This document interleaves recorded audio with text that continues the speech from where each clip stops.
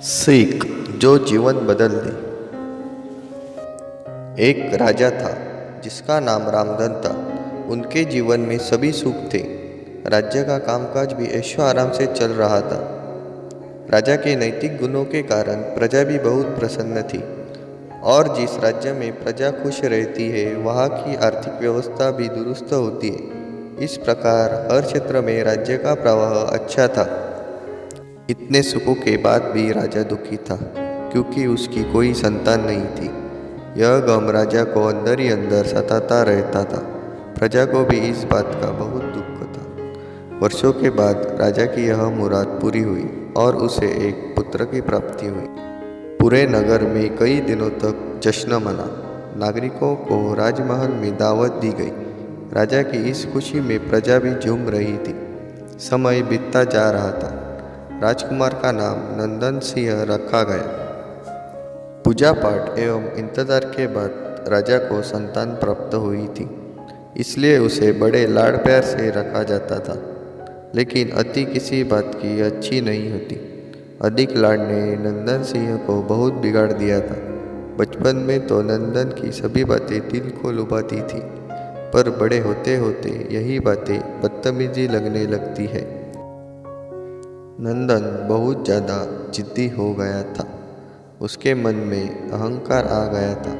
वो चाहता था कि प्रजा सदैव उसकी जय जयकार करे, उसकी प्रशंसा करे। उसकी बात ना सुनने पर वो कोहला मचा देता था।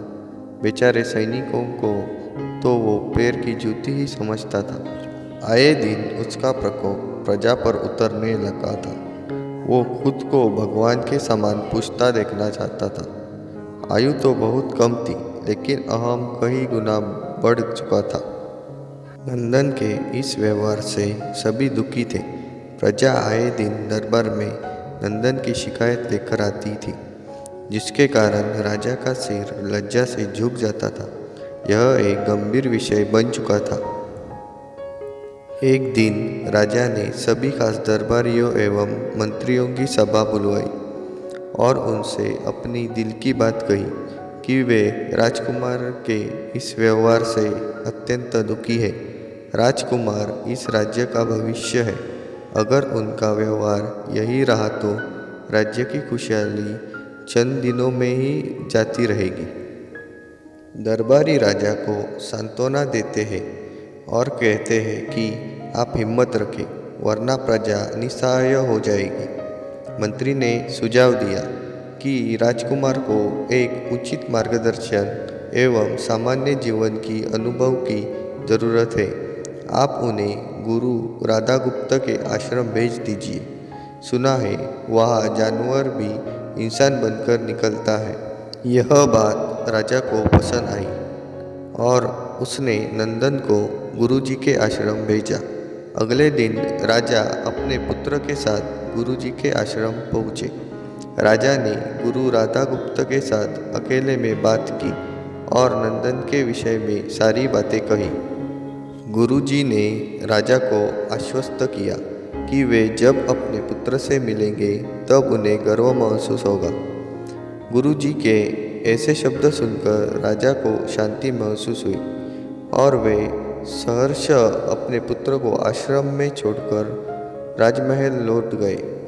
अगले दिन सुबह गुरु के खास चेले द्वारा नंदन को भिक्षा मांगकर खाने को कहा गया, जिसे सुनकर नंदन ने साफ इनकार कर दिया। चेले ने उसे कह दिया कि अगर पेट भरना है तो भिक्षा मांगनी होगी और भिक्षा का समय शाम तक ही है, अन्यथा भूखा रहना पड़ेगा।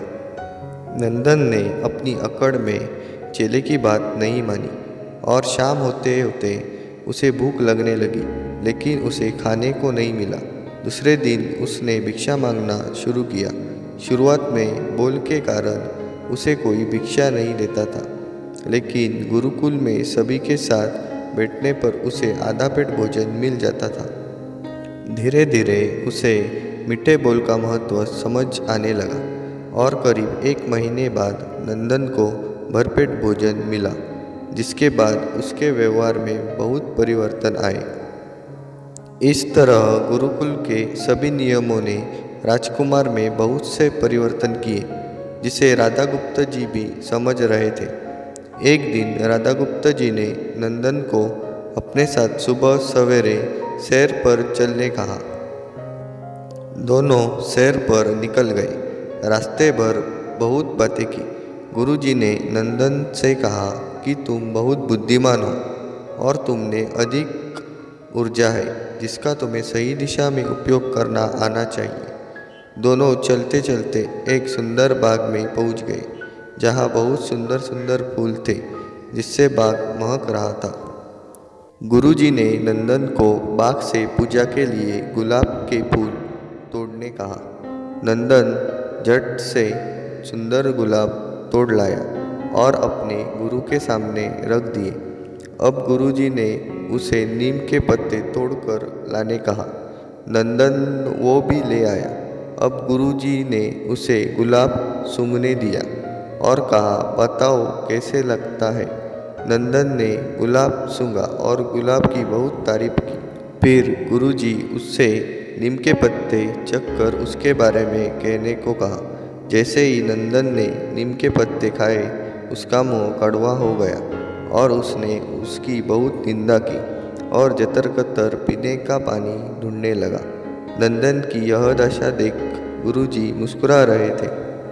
पानी पीने के बाद नंदन को राहत मिली। फिर उसने गुरुजी से हंसने का कारण पूछा। तब गुरुजी ने उससे कहा कि जब तुमने गुलाब का फूल सूंघा तो तुम्हें उसकी खुशबू बहुत अच्छी लगी और तुमने उनकी तारीफ की, लेकिन जब तुमने नीम की पत्तियाँ खाई तो तुम्हें वो कड़वी लगी और तुमने उसने थूक दिया और उसकी निंदा भी की। गुरुजी ने नंदन को समझाया, जिस प्रकार तुम्हें जो अच्छा लगता है तुम उसकी तारीफ करते हो, उसी प्रकार प्रजा भी जिसमें गुण होते हैं उसकी प्रशंसा करती है। अगर तुम उनके साथ दुर्व्यवहार करोगे और उनसे प्रशंसा की उम्मीद करोगे तो वे यह कभी दिल से नहीं कर पाएंगे। इस प्रकार जहाँ गुण होते हैं वहाँ प्रशंसा होती है। नंदन को सभी बातें विस्तार से समझ आ जाती है और वो अपने महल लौट जाता है। नंदन में बहुत परिवर्तन आता है और वो बाद में एक सफल राजा बनता है। कहानी की शिक्षा। गुरु की सीख ने नंदन का जीवन ही बदल दिया।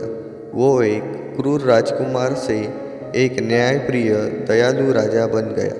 इस कहानी से हमें यही शिक्षा मिलती है कि हम में गुण होंगे तो लोग हमें हमेशा पसंद करेंगे, लेकिन अगर हम अवगुणी हैं तो हमें प्रशंसा कभी नहीं मिल सकती। तो दोस्तों, कहानी अच्छी लगी तो वीडियो को लाइक, शेयर और चैनल को सब्सक्राइब ज़रूर कीजिए।